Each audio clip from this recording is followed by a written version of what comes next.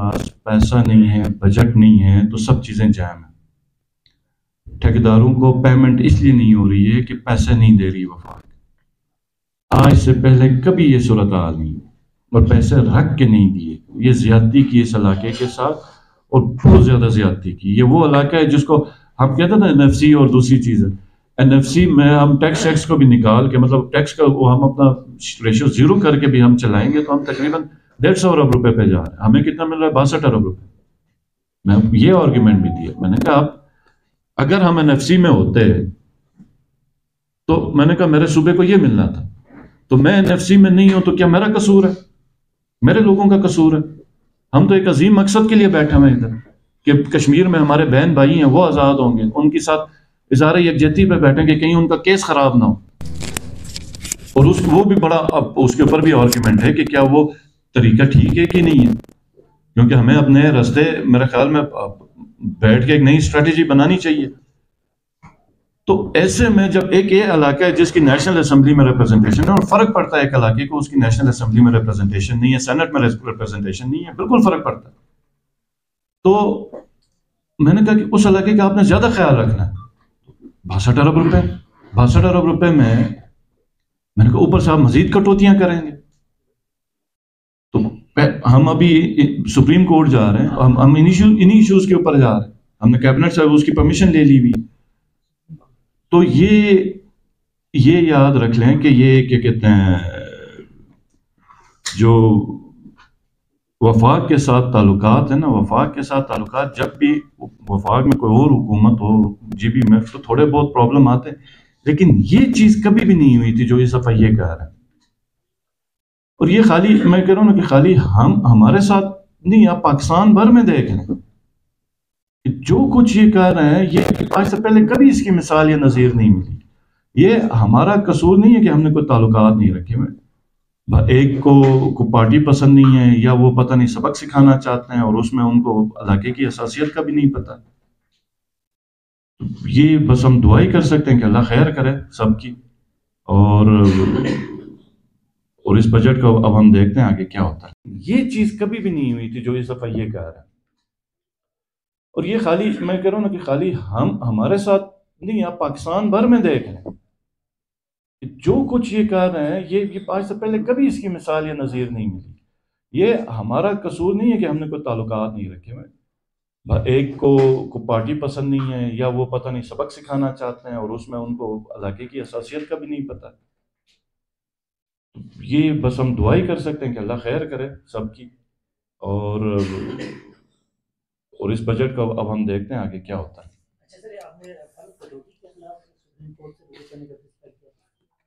ہم اس لیے جا رہے ہیں سپریم کورٹ کہ ہم کو ایک ریزنیبل فیصلہ ہو جائے کہ اس دفعہ بجٹ میں جو صوبے این ایف سی کے اندر تھے ان کا 20% بڑھ گیا۔ مطلب پنجاب اور کے پی ٹی آئی کی صوبے تھے، ان کی حکومتیں تھیں، لیکن چونکہ وہ این ایف سی میں تھے تو ان کا بجٹ شیئر اسی حساب سے رہا، وہ پروٹیکٹڈ تھا۔ ہم ان پروٹیکٹڈ ہیں، تو اس کا یہ مطلب نہیں ہے کہ جب مرضی چھری چلاؤ۔ یہ تو حساس علاقہ، یہ اس کے ساتھ تو آپ نے کوئی ضد ہی نہیں کرنی، اس کا تو زیادہ خیال رکھنا، کیونکہ یہ نیشنل اسمبلی میں نہیں ہے، یہ سینٹ میں نہیں ہے، یہ آئین میں نہیں ہے، یہ مطلب ایک آپ سمجھیں کہ یہ ایک سائلنٹ سولجر ہے، سائلنٹ سیکریفائس کا ہے۔ تو 20-25% ہمارا بھی بڑھنا چاہیے تھا، وہ یہ تو الٹا کم کر رہے ہیں اس کا۔ اس کی وہ گندم کی سبسڈی کم کی تھی، ہمارا ریگولر بجٹ کم کیا تھا، اور ادھر سے اے ڈی پی انہوں نے کم کی، پی ایس ڈی پی کم کی۔ تو ہم جو جا رہے ہیں سپریم کورٹ میں، وہ اس پہ جا رہے ہیں کہ کوئی ایک فیصلہ ہو جائے کہ میری بات نہیں، میرے بات جو بھی اس آفس پہ ہے، اس کو جب بھی حکومت چینج ہو تو اس کو فرق نہیں پڑنا چاہیے، اس کا بجٹ فنڈ پروٹیکٹڈ ہونا چاہیے، اور وہ کسی سیکٹری یا ادھر کے فیڈرل منسٹر کے رحم کا جی مجھے یہ چیف منسٹر پسند نہیں ہے یا مجھے یہاں کی گورنمنٹ پسند نہیں ہے، نہیں، یہ کسی کی کمپٹنسی میں ہی نہیں ہے کہ کسی علاقے کا بجٹ روک دے۔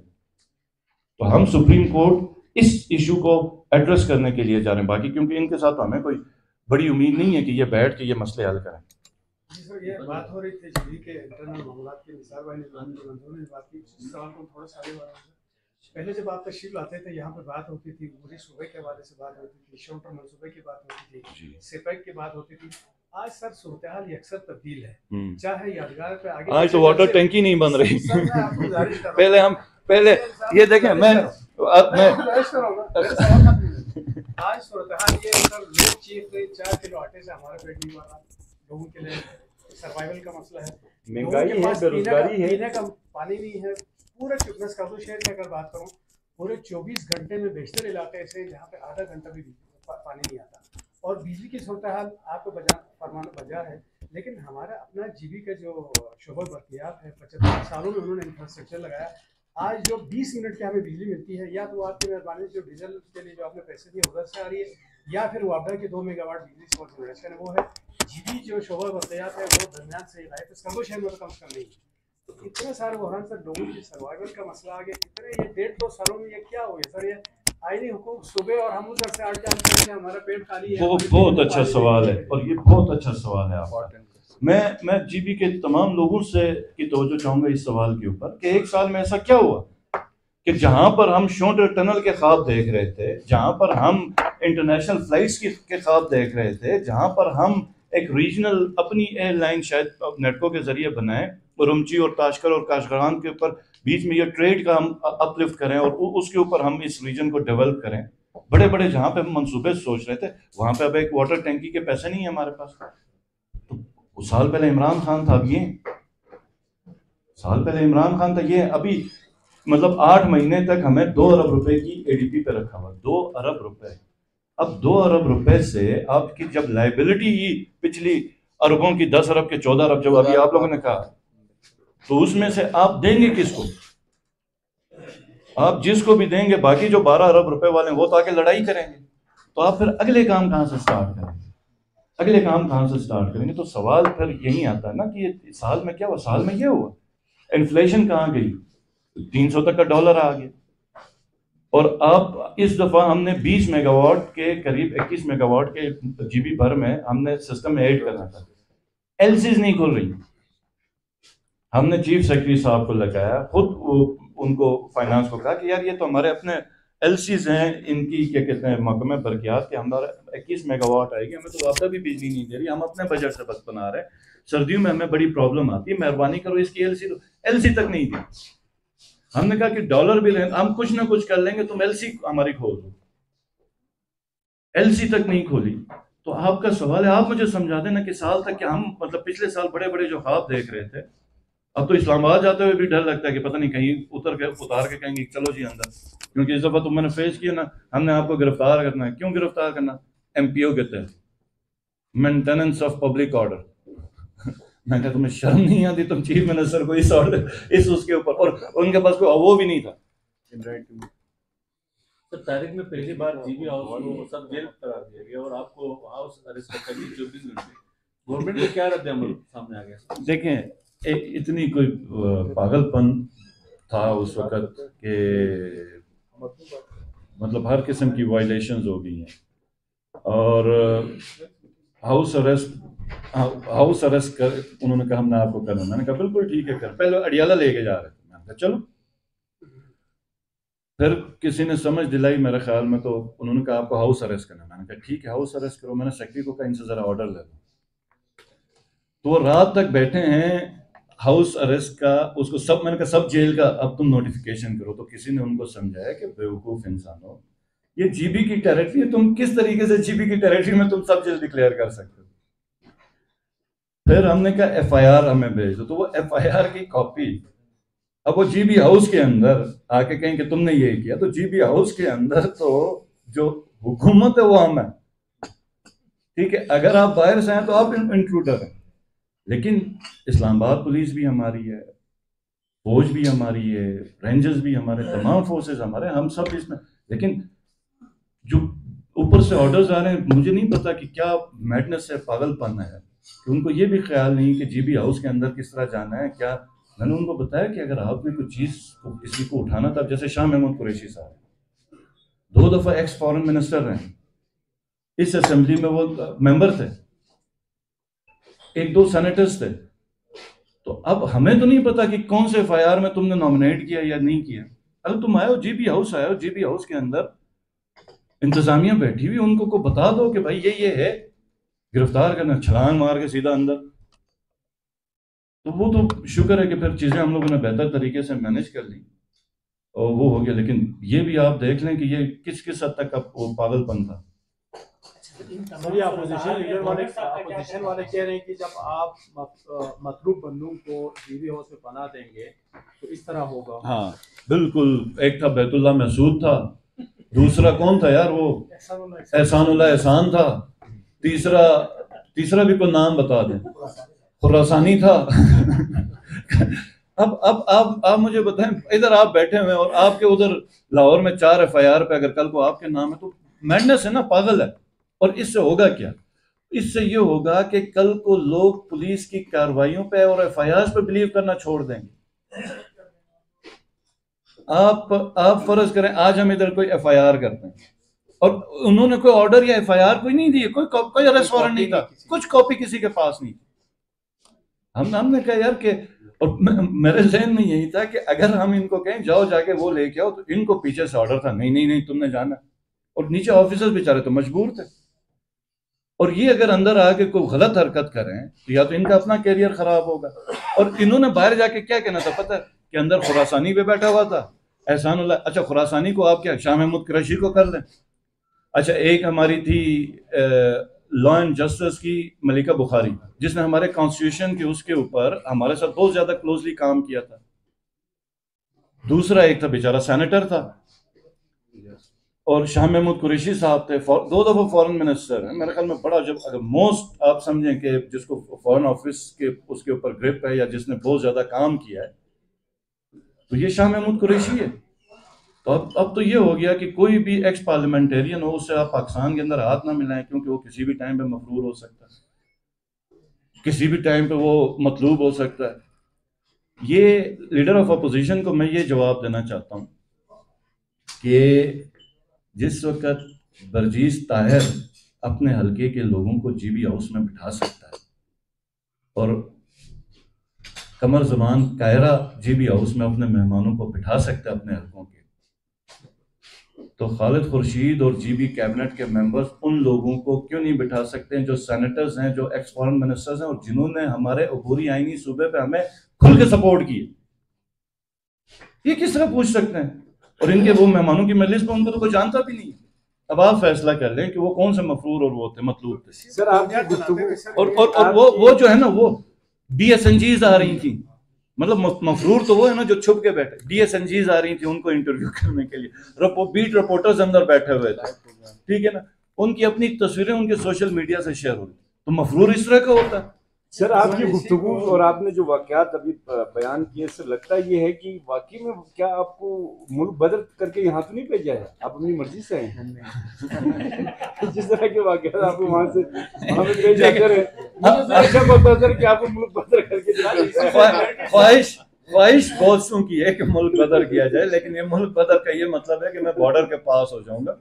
یہ بھی پاکستان ہے اور یہ بھی یہی ملک ہے، تو ملک بدر والی بات نہیں. آپ یہ سمجھیں علاقہ بدر، کیپٹل بدر. تو یہ سر ایک سوال یہ بنتا ہے، جس طرح بھی آپ نے کہا ہم بھی سمجھتے ہیں یہ جی بی کی ٹیریٹری ہے، جس طرح جی بی اس سے نہ ہو سکے پنجاب ہاؤس کی اپنی ٹیریٹری، اس میں جب مداخلت ہوئی ہے تو ہم سمجھتے ہیں یہ پورے جی بی کی گورنمنٹ کی توہین ہے. تو کیا آپ اس پہ ہماری اسمبلی سے، ہماری گورنمنٹ سے، اسمبلی سے کوئی اجتماعی پروٹیسٹ، وہاں سے کوئی یونانیمس جی ضرور ہم تو کریں گے، لیکن آپ ذرا لیڈر آف اپوزیشن صاحب سے پوچھ لیں کہ کیا ان کو بھی تھوڑی سی شرم اور غیرت ہے جی بی کی ٹیریٹری میں، کیا وہ بھی اس کے اوپر پہ آواز بلند کریں گے کہ نہیں کریں گے؟ سر یہاں صاحب پچھلے کئی عرصے سے جیسے آپ بھی شامل کر رہے ہیں کہ اتنے مسائل ہیں، ہندوستان کے مسائل ہیں، پاکستان کے مسائل ہیں، وہ تو ابھی سڑکوں پہ لوگوں پہ وہ آپ کہاں پر ہے لوگوں کے لیے یہاں پہ لوگوں کو تھوڑا سا ان جو مسائل ہیں ان کے حل کے لیے آپ بھی لوگوں کو آ جائیں گے یا پھر آپ اسمبلی سے یہ باتیں ہمیں بتائیں گے اور چلے جائیں گے؟ بہت اچھا سوال ہے، عنقریب آئیں گے انشاءاللہ تعالیٰ اگر ضرورت پڑی تو. میں نے یہ بھی آپ یہ سمجھیں کہ جب میں نے ادھر ایک دفعہ کہا کہ میں روڈ پہ آؤں گا تو یہ ادھر آ کے دھرنے ہوئے. اب ہم خود بھی گورنمنٹ ہیں تو ہم نے دھرنے دینے تھے اور پھر یہ مسئلے بھی حل کرنے تھے. اور باقی تمام صوبوں سے ہٹ کے ہمارے پہ ایک اور بھی ذمہ داری آتی ہے. باقی صوبوں میں کوئی دھرنا دے تو وہ ہمارے اپنے اندر کا مسئلہ ہوتا ہے. ہم دھرنا دیں تو ہمارا دشمن ملک اس کو بڑا زیادہ اٹھاتا ہے. تو ہم نے دھرنے بھی دینے, ہم نے اپنے فیڈرل گورنمنٹ سے لڑائی بھی پوری لڑنی ہے اپنے بجٹ اور اپنے شیئر کے لیے, لیکن ساتھ ہی ساتھ ہم نے تھوڑا سا ماحول اس طرح کا بھی رکھنا ہے کہ دشمن ملک اس کا کوئی فائدہ بھی نہ اٹھائے. تو اور دوسری چیز, ہم روڈ پہ اس لیے نہیں آئے کہ جیسا آپ اکثر سوال کرتے ہیں کہ جی آپ لوگوں نے وفاق کے ساتھ, تو یہی ہمارا ورکنگ ریلیشن شپ ہے کہ ہم ان کو بار بار موقع دے رہے ہیں, بار بار ان کو پریشر کر رہے ہیں کہ یار دیکھو ہمیں روڈ پہ آنا پڑے گا, آپ اس مسئلے کا حل کریں. تو یہ جون تک انشاءاللہ تعالیٰ چیزیں اللہ کرے کہ وہ بہتر فیصلہ کریں اور ہمیں روڈ پہ نہیں آنا پڑے, ورنہ تو ہمارے پاس اور کوئی آپشن نہیں ہے. نہیں تو ایف آئی آر تھانے میں کرتا ہوں.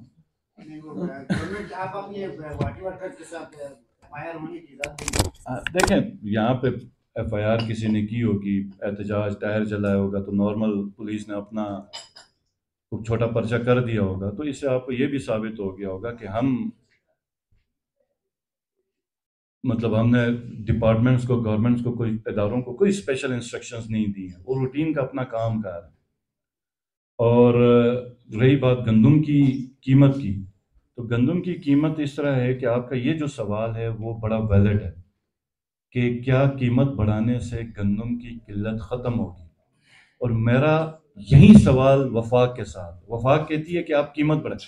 ہماری جو سبسڈی تھی 8 ارب کی, یہ سننا ذرا, ہماری جو سبسڈی تھی 8 ارب کی وہ فیبری میں ختم ہو گئی تھی.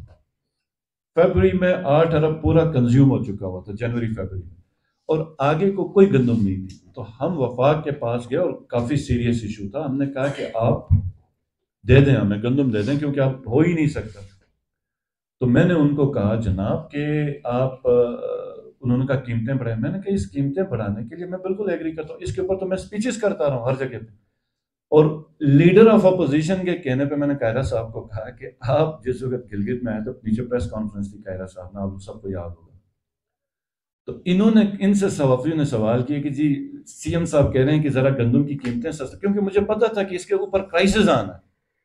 ایک وقت تھا جو 1200 روپے پہ ہم کرتے تھے, اس وقت 3800 کی بوری تھی. یہ کچھ 4 سال پہلے, 5 سال پہلے کی بات.